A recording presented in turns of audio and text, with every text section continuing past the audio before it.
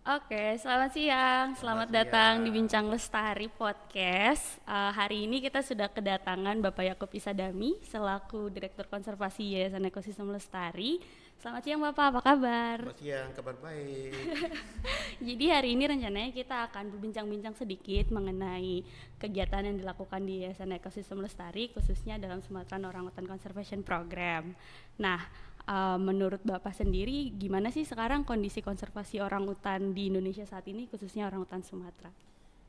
Ya, saya kira kan pertama kita lihat perkembangan terakhir di landscape Sumatera ini kan ada dua spesies yang sudah disepakati oleh para ilmuwan dan juga sudah ditetapkan oleh otoritas, dalam hal ini Menteri KLHK.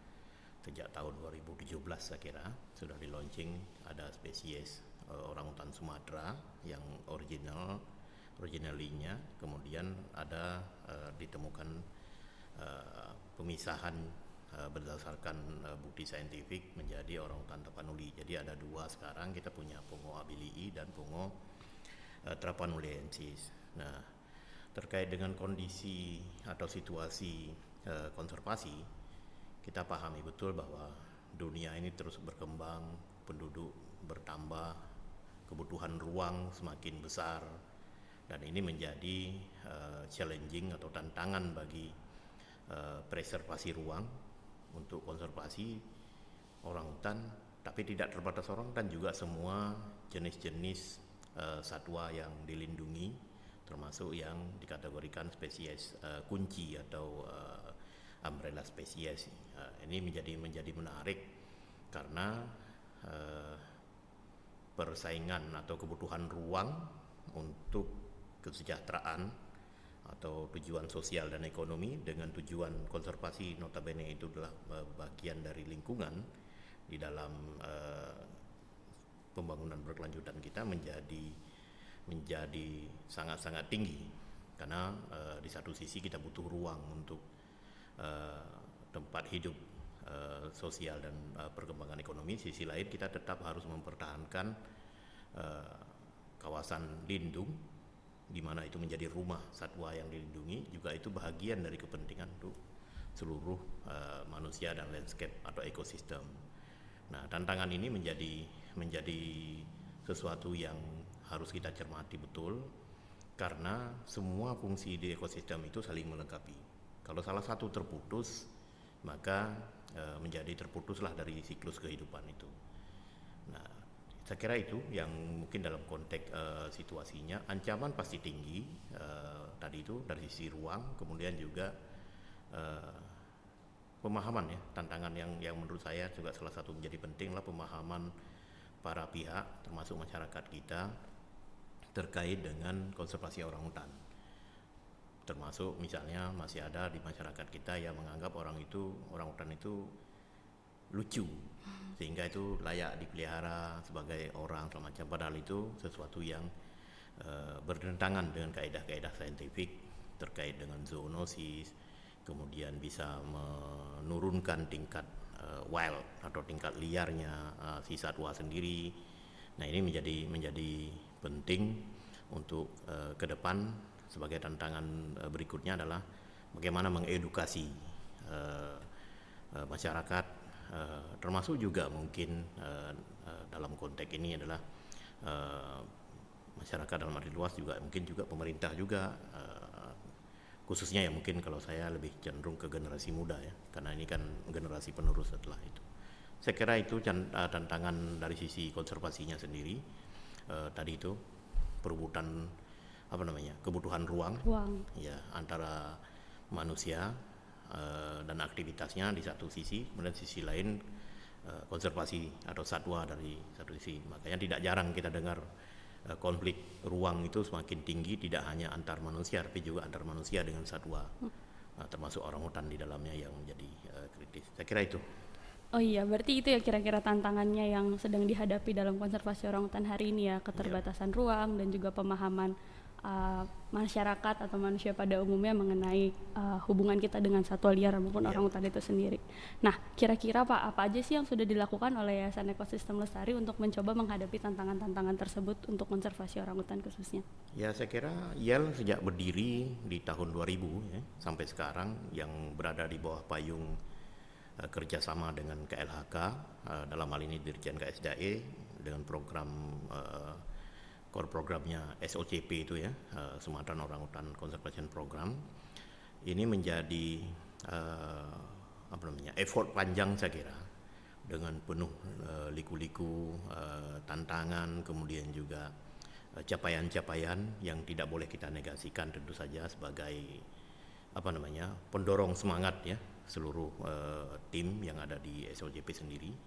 Ya, kita juga berterima kasih ke pemerintah, fokus terkait dengan konservasi orangutan itu menjadi sangat menjadi prioritas. Karena itu sampai muncul semboyan itu satwa lindung milik negara. Itu kan mencoba membangun sikap pride, kebanggaan, itu satwa kebanggaan kita gitu. Karena memang tidak ada lagi. Khususnya di landscape yang tempat kita bekerja di 3 landscape utama lah yang di Sumatera ini, ada di Selawah Hulu Masin di bagian paling utara, di Aceh, kemudian Luser yang melintasi 2 provinsi, sama ekosistem Batang Toru atau landscape Batang Toru yang ada di Sumatera Utara. Walaupun kita juga punya mitra yang di landscape Bukit 30 itu yang dikelola oleh mitra kita. Nah, saya kira kalau cerita panjang effortnya, kita mulai dari proses bagaimana mengenali, memperkenalkan orangutan, kemudian penyelamatan. Jadi menarik ini siklus yang kita kerjakan di YEL itu kan hulu ke hilir ya. Jadi di hulunya kita mencoba sekuat mungkin mempertahankan habitat supaya orangutan di ekosistem liarnya itu tetap ada dan bisa berlanjut terus, kalau bisa tumbuh malah bertambah gitu. Yang kedua, kalau itu juga pasti ada tantangan dan banyak sekali kejadian konflik misalnya, itu juga bagian yang harus kita mitigasi, dan YEL sangat aktif di situ. Kemudian ada yang diburu, baik karena tadi diperdagangkan atau hanya sekedar menjadi hobi tadi, itu juga bagian dari proses yang menjadi ancaman. Nah, kita melakukan mengantisipasi itu. YEL itu ada program namanya penyelamatan rescue ya bahasa Inggrisnya. Nah, itu kita mulai bisa menyelamatkan karena ada penegakan hukum, dipiara, diserahkan secara sukarela, atau ada masalah di lapangan dari konflik dan segala macam. Setelah kita dalam upaya penyelamatan itu, kita juga punya tahapan berikutnya, yaitu kalau dia sehat biasanya kita translokasi. Nah, itu biasanya saat ini kita bawa ke Janto karena belum ada tempat yang ditetapkan oleh otoritas, dalam hal ini KSDAE, tempat translokasi. Lalu kalau dia tidak layak ditranslokasi langsung pada saat rescue, kita bawa dia ke pusat rehab melalui karantina. Kita lakukan pemeriksaan semua, kemudian sudah oke, lalu kita direhab. Kalau dia butuh rehab, kalau tidak butuh rehab, kemudian itu kita akan kirim ke pusat reintroduksi. Nah, saat ini kita punya 2, satu di Janto, Aceh Besar, satu lagi di Jambi, di Bukit 30. Nah, proses rehab ini menjadi menarik.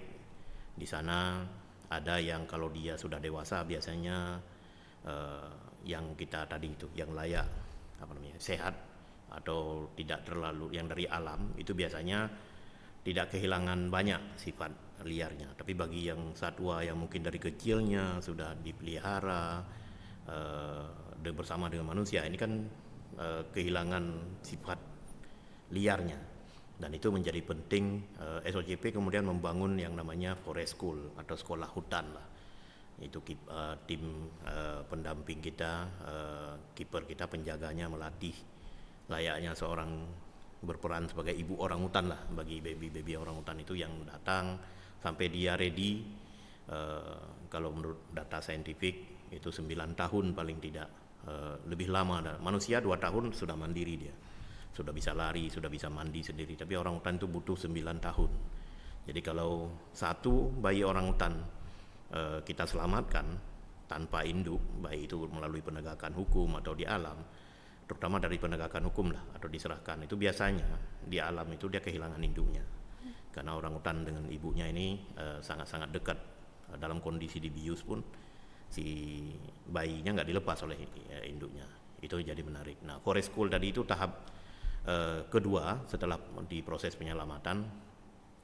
Kita lakukan rehab baik yang sehat sampai mengajari mereka di forest school. Kemudian kita kalau sudah ready itu kita bersama dengan otoritas BKSDA dalam hal ini Aceh dan Sumatera Utara, kita menyiapkan mau dirilis kemana. Nah, proses rilis ke alam kembali ini tidak dikembalikan ke habitat liar, terutama yang sudah dipelihara atau hasil penegakan hukum oleh tim penegakan hukum negara,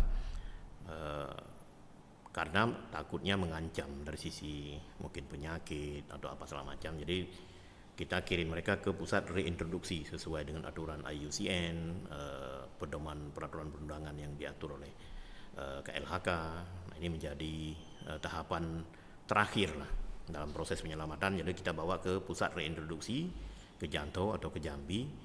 Nah, yang menarik adalah setelah dia direintroduksi, ini belum berhenti tugas teman-teman di Yale SOCP ini, mereka masih melakukan pemantauan survival, aspek aspek keberlanjutan setelah dirilis itu tetap dipantau rutin, sama dengan yang kita lakukan di domain yang lain, nanti kita jelaskan berikutnya. Dipantau sampai kita tahu sudah sejauh apa dia bisa bergerak, kemudian seberapa nyaman dia di ekosistem yang baru, di landscape yang baru. Nah, tujuannya semua ini adalah bagaimana kemudian di samping tadi kita mempertahankan habitat liarnya, tapi juga kita ingin membentuk populasi baru dari semua orangutan yang berhasil kita selamatkan. Nah, sampai lalu kita juga belum berhenti di situ. Seperti ini sudah 12 tahun yang di Janto, yang Jambi lebih 15 tahun. Nah, itu kita lakukan evaluasi secara berkala sehingga kita tahu persis perkembangan reintroduksi kita itu, orangutan yang sudah kita lepas liarkan itu seperti apa. Itu di proses segmen penyelamatan dan reintroduksi. Kemudian ada segmen yang menjadi penting sebagai pendukung untuk orangutan ini, kita juga melakukan edukasi. Nah, edukasinya mulai dari penyuluhan di tingkat tapak, penyadartahuan dilakukan oleh teman-teman, baik secara khusus maupun sambil berjalan dengan program yang sedang berjalan. Kemudian juga kita melakukan edukasi ke sekolah. Di saat yang sama kita juga mengedukasi orang dewasa dengan mungkin kita menyebar penyebaran informasi, ya media sosial dan lain-lain. Itu menjadi bagian dari edukasi dan outreach-nya kita. Di saat yang sama tadi setelah kita penyelamatan, reintroduksi, masih ada orangutan yang memang secara saintifik kesehatan itu tidak mungkin itu kita lepas lagi. Lalu SOCP menyiapkan orangutan haven. Itu langkah terakhir yang bisa kita siapkan supaya orangutan ini tetap bisa berguna untuk konservasi, juga bisa nyaman hidup sampai mungkin sampai mati dia di situ. Nah, itu yang sekuen kita lengkap gitu. Jadi dari kita lakukan di alam, proses penyelamatan, rehab, reintroduksi, sampai kita siapkan dia kalau dia nggak bisa lagi balik ke alam, ada tempatnya. Nah, itu masih berguna dia sebagai sarana edukasi. Kita pengen ceritakan ke masyarakat, nanti mungkin pengunjung atau siapapun yang datang ke orangutan ikon itu bisa menceritakan backgroundnya sampai kenapa dia sampai ada di situ dan tidak bisa dikembalikan lagi ke alam dengan teman-temannya yang lain. Itu kira proses intervensi program langsung. Itu dikerjakan oleh, kalau yang di alam tadi dikerjakan oleh divisi in situ, di yang proses penyelamatan sampai reintroduksi itu dikerjakan oleh ex situ kita, di mana di situ melibatkan teman-teman veteriner juga. Ada program pendukung yang penting yang tidak bisa dikesampingkan adalah tadi di samping edukasi juga bagaimana kita membangun sumber daya ekonomi untuk masyarakat di kawasan penyangganya, karena bagaimanapun tantangan tadi yang kita bilang berebut ruang itu lebih didorong oleh kebutuhan ekonomi. Nah, ini menjadi menarik juga Yale misalnya dengan program orangutan kopi yang dimana ada berbasis organik, premium organik itu kita kembangkan. Kemudian juga ada yang karbon neutral juga yang dalam rangka mendukung program pemerintah untuk NDC dan net zero. Lalu kita punya program-program yang lain termasuk ekoturism yang itu bahagian sebenarnya juga di samping itu memperkaya dampak program ke masyarakat, ke mitra kita, tapi juga itu bagian dari sustainable financing. Jadi keberlanjutan pendanaan, kita membayangkan suatu saat SOCP itu bisa didanai sendiri oleh fundraising yang kita bangun secara berkelanjutan ini. Saat yang sama juga kita untuk mengawal semua ini, karena itu menjadi pelindungnya adalah payungnya adalah kebijakan atau regulasi pemerintah. Bahkan baru saja kita tahun ini membentuk satu divisi baru yang menangani khusus bidang kebijakan dan advokasi. Nah, ini menjadi menarik karena YEL ini juga sangat aktif bermitra dengan pemerintah daerah, pemerintah pusat dan stakeholder lainnya untuk mengembangkan program-program dan kebijakan pemerintah yang bertujuan adalah secara makro itu melindungi populasi dan habitat orangutan. Tadi itu di tata ruang itu bisa mengatur, mengharmonisasikan antara ruang untuk pembangunan ekonomi dan sosial dengan ruang habitat konservasi tadi. Lalu di bagaimana kemudian memanfaatkan dampak dari keberadaan orangutan itu untuk menjadi sumber juga bagi penghidupan masyarakat gitu. Tentu saja yang berkelanjutan. Nah, saat ini juga kita sangat aktif bermitra dengan stakeholder korporasi.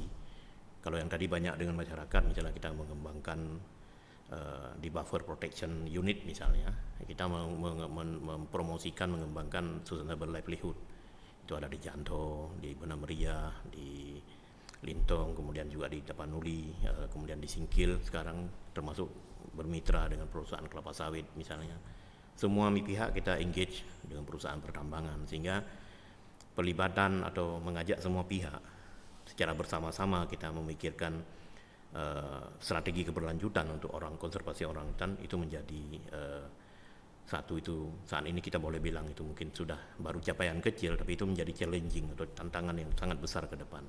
Bagaimana kolaborasi multi pihak ini bisa berkontribusi positif untuk memastikan orangutan di Sumatera yang terdiri dari 2 spesies, baik yang di alam maupun yang reintroduksi ini kemudian berlanjut, bisa jadi itu bisa bertahan viabilitasnya itu atau kelayakan hidupnya bisa mungkin 50 sampai 100 atau selamanya di landscape ini. Itu menjadi menarik karena itu aset yang program terakhir kita yang menjadi sangat penting itulah yang dibangun oleh teman-teman. Saya pikir melalui salah satu mungkin ya kompilasi dari podcast ini juga nanti adalah preservasi pengetahuan.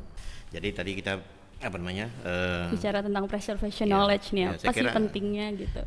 Jadi dari semua tadi kita udah cerita bagaimana kita effort kita di lapangan, di landscape, lalu di proses penyelamatan sampai kita bisa kembalikan, lalu kita siapkan alternatif tempat hidup terakhir lah yang nyaman bagi orangutannya, edukasi tadi dampak dan manfaat yang bisa dinikmati sebagai bagian dari strategi pembangunan berkelanjutan. Nah, tahap terakhir sebenarnya menjadi sangat penting itu kekasanah ilmiahnya. SOCP ini kan terkenal dengan banyak dikenal ya sebagai LSM riset lah sebenarnya, sangat-sangat dominan di situ kalau kita lihat itu, sehingga itu menjadi penting sekali. Salah satu strategi yang sekarang kita bangun ke depan adalah kita pooling resources, pooling expert. Jadi kita mengumpulkan, mengkompilasi, membangun expert dan keahlian di semua tim yang ada di YEL atau SOCP ini. Kemudian di saat yang sama perjalanan panjang 20 tahun itu akan menjadi sia-sia kalau kita tidak kelola itu dengan baik, dan itu penting sekali untuk pembelajaran ke depan. Karena itu knowledge management, bahasa yang umum dikenal, atau knowledge preservation lah yang lebih spesifik misalnya, atau bagaimana kita mengelola pengetahuan, ini menjadi sangat penting.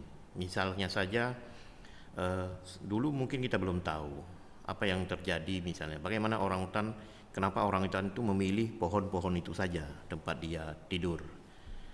Bisa jadi karena mungkin dia menghindari dari ancaman bahaya pemangsa, ancaman penyakit, juga cuaca. Nah, ini kan menjadi menarik, sehingga pembelajaran apa bisa didapat. Di saat yang sama mungkin bisa tahu kita kenapa si jenis satwa, khususnya orangutan ini hanya menyukai makanan tertentu dan dengan tingkat kematangan tertentu. Nah, ini kan menjadi menarik secara proses-proses bioekologisnya atau biokimianya, itu kan kita bisa pelajari dari situ, sehingga bisa dapat dari situ. Nah, dulu kita banyak berorientasi ke konservasi itu atau pemanfaatan ke hati itu lebih banyak ke fisik dan jasa lingkungan. Dua itu yang paling dominan. Dan knowledge sebagian besar berada di situ. Karena itu rekaman panjang ya. Di saat yang sama sebenarnya kan kita belum banyak yang memanfaatkan sekarang yang disebut dengan biofarmakologi misalnya, dalam memanfaatkan resource ke hati kita untuk obat-obatan misalnya. Nah, itu masuk dalam bioprospecting. Nah, ini menjadi penting di Yale ke depan juga. Makanya kita punya stasiun. Di reintroduksi pun kita punya stasiun, di karantina pun kita punya tim risetnya yang merekam terus. Bagaimana kita melihat perilaku orangutan, itu kan bahagian dari riset sebenarnya. Merekam proses dia dari anak bayi sampai dia tumbuh, dari nggak bisa bikin sarang, dia bisa bikin sarang. Ada yang nggak berani manjat pohon, kemudian jadi berani lagi. Nah, ini kan luar biasa nih. Itu baru perilaku fisiknya, yang kita juga belum banyak mengetahui transformasi sikap tadi antara kiper kita dengan orangutan. Kalau di alam kan dia bisa belajar dari ibunya. Nah, ini kan dua makhluk yang berbeda kelas lah ya, gitu, berbeda jenis, tingkat kecerdasannya jauh misalnya, bisa bertransformasi komunikasi, itu menjadi menarik ke depan itu. Nah, itu preservasi knowledge. Kemudian juga kita membangun bagaimana Khasanah yang tadi 20 tahun lebih kita sudah untuk kebutuhan ke depan, dan itu juga menjadi kontribusi besar sebenarnya, walaupun dilakukan oleh kecil, tapi kontribusi besar untuk Khasanah keilmuan atau ilmu pengetahuan, baik di tingkat tapak lokal maupun nasional ataupun internasional. Jadi menjadi menarik karena tidak semua tempat punya seperti yang kita punya ini. Lebih menarik lagi misalnya di Loser kita punya 4 spesies kunci yang sangat menurut IUCN itu terancam kritis. Ada badak, gajah, harimau, orangutan hidup di satu rumah yang sama, di satu landscape yang sama. Ini menjadi lebih menarik lagi gitu. Karena itu knowledge management atau preservasi pengetahuan tadi itu menjadi sangat penting bagi Yale untuk ke depan. Bahkan kita misalnya sekarang sudah mulai memikirkan menggunakan karena Yale ini juga nggak mau ketinggalan dengan generasi Gen Z gitu ya. Jadi kita bicara sekarang artificial intelligence. Misalnya kita menggunakan contoh kasus, kita menggunakan bioakustik misalnya. Lalu kita menggunakan software pengolah data itu yang backgroundnya adalah menggunakan machine learning. Nah, itu kan model artificial. Ke depan mungkin itu kan menjadi sangat menarik. Bagaimana dengan pembelajaran panjang tadi itu kemudian menjadi input dalam sistem AI kita, khususnya machine learning. Dia belajar dengan data itu, lalu itu dipakai untuk predictive model ke depan, sehingga kita bisa harapannya lebih efektif dalam mencapai tujuan-tujuan konservasi, tidak hanya di alam tapi juga dalam mendesain bagaimana bangun ekonomi sebagai pendukung, yang jangan seperti sekarang lebih banyak kan begitu ekonomi jadi mengancam konservasi. Harusnya enggak, dia saling terkait. Lebih sehingga linear gitu ya Pak, jadi saling berhubungan. Tujuan pembangunan berkelanjutan itu harus terintegrasi. Saya selalu hafal dan selalu bilang ke teman-teman, kalau nggak hafal semua tujuan SDG yang lain, minimal yang ke-17 itu harus hafal. Apa tuh Pak yang ke-17 Pak? Yang 17 itu kolaborasi, kemitraan, atau kolaborasi untuk mencapai 16 tujuan lainnya. Nah, itu menjadi menarik gitu. Jadi kolaborasi sekarang, nggak ada lagi sekarang kita berlawanan. Kuncinya di kolaborasi, di kemitraan. Saya kira itu menjadi fokus strategi kita Yale ke depan. Mudah-mudahan ini kontribusi tim yang bekerja sangat luar biasa, bisa memberi dampak penting lah untuk Khasanah tadi itu, keilmuan, konservasi, juga ke masyarakatnya, ke pemerintahnya juga menjadi kontributor kita dalam membangun kebijakan yang lebih berkelanjutan yang menyeimbangkan antara kebutuhan ekologi, kebutuhan sosial, dan kebutuhan ekonomi. Saya kira itu dari yang bisa saya sampaikan, karena dalam rangka memperingati Hari Orangutan Sedunia, dan juga dalam waktu dekat kita akan ada perayaan Hari Keragaman Hayati, seingat saya, ya, dalam bulan ini, karena udah nggak hafal, karena udah lama, dulu waktu itu masih hafal. Ya, saya kira itu menjadi penting. Ya, mari kita jaga orangutan ini sebagai bagian dari sistem penyangga kehidupan kita manusia ini. Terima kasih. Menarik sekali pembincangan kita dengan Pak Yaakob Isadami pada siang hari ini. Ternyata konservasi itu kalau kita dengerin ya mungkin 20 tahun sejarah apa saja yang sudah dilakukan oleh Yayasan Ekosistem Lestari sampai dengan hari ini, bahwa konservasi itu adalah suatu effort yang sangat holistik. Ada banyak sekali hal yang terlibat di luar dari konservasi satuannya itu sendiri. Ada banyak sekali aspek di luarnya, mulai dari sosial, kebijakan pemerintah, dan juga ilmu pengetahuan yang berkontribusi di dalamnya. Terima kasih banyak Pak Yaakob atas waktunya. Mungkin di lain waktu kita bisa berbincang-bincang kembali. Selamat siang, terima kasih sudah mendengarkan Bincang Lestari. Salam Lestari dulu Pak. Salam Lestari. Salam Lestari. Bye.